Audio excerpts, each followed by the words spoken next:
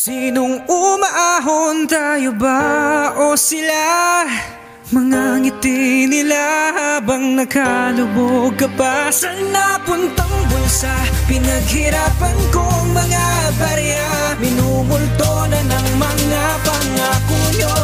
Hoy, makinig may panggarang sasakyan na may malawak na bakuran, mga nagmahalang gamit na halos di na mabilang, tipong tubig at kuryente sa buwan mong babayaran. Yung mga inihandang daig pa sa amin yung pistahan, basic sa kanila mangura, kot sa bansa di natakot kasi nga di namulat sa wala. Bahala na ang Pilipinas malunod sa baha, pagkat di nila naranasan mabuti sa musa. Ayaw nang tumayo na nakaupo sapagkat merong natatamo sa mutsaring mga palabas. Kapag may mabyo halos matabunan ng Pinas, sabang tayo nagtyaga sa yero may butas-butas. Kaya tao po, hindi pa ba kayo sa loob ng malaking bahay at malawak na bakuran, kung saan mo makikita ang nag-iisang upuan. Kaya bato-bato pasadya kung may matamaan.